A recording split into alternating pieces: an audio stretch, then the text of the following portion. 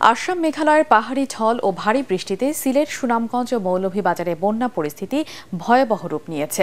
একদিনই পানিবন্দী মানুষের সংখ্যা দ্বিগুণ হয়ে দাঁড়িয়েছে, প্রায় 6 লাখ, তলিয়ে গেছে 21টি উপজেলা, বিচ্ছিন্ন হয়ে গেছে যোগাযোগ। সিলেটের সব পর্যটন কেন্দ্র বন্ধ ঘোষণা করা হয়েছে। প্রতিনিধিদের পাঠানো রিপোর্ট জানাচ্ছেন কেরামতুল্লাহ বিপ্লব। ওয়ালটন ফ্রিজ কিনে অনেকের মতো আপনিও হয়ে যেতে পারেন মিলেনিয়াল। সেরা পণ্যের সেরা অফার।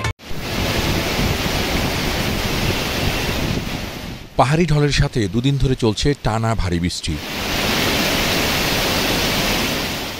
এতেই পরিস্থিতির অবনতি হয়েছে সিলেটের 13 উপজেলায়।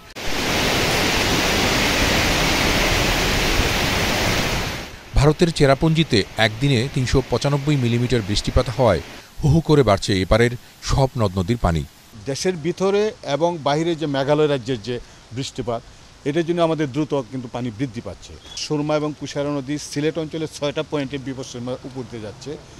250 বর্গ কিলোমিটার এলাকার বাসা, বাড়ি, দোকানপাট, সড়কসহ বিভিন্ন স্থাপনা প্লাবিত হয়েছে।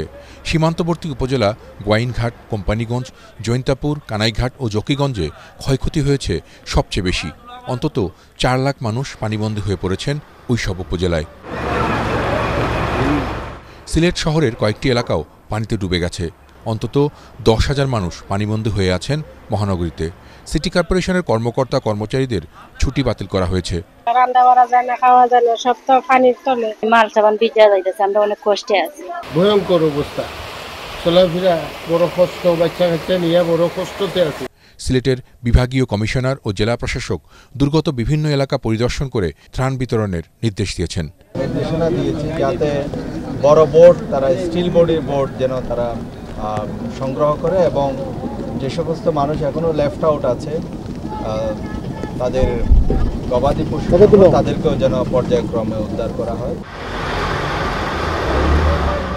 পানিতে ডুবে সড়ক যোগাযোগ বিচ্ছিন্ন হয়ে পড়ায় সিলেটের সব পর্যটন কেন্দ্র বন্ধ ঘোষণা করা হয়েছে। সুরমা, কুশিয়ারা সহ 4টি নদীর পানি বিপদসীমার উপর দিয়ে প্রবাহিত হয়ে সুনামগঞ্জের বন্যা পরিস্থিতিরও অবনতি হয়েছে। এর স্থায়ী সমাধানে মহাপরিকল্পনা নেয়ার তাগিদ দিয়েছেন স্থানীয় জনপ্রতিনিধিরা। স্বল্পমেয়াদী, মধ্যমেয়াদী, দীর্ঘমেয়াদী পরিকল্পনা নিতে হবে। এটি আমরা বুঝতে পারছি যে 22-এর বন্যার পর থেকে আমরা সবসময়ই আতঙ্কে থাকি, আমরা নিরাপদ নই।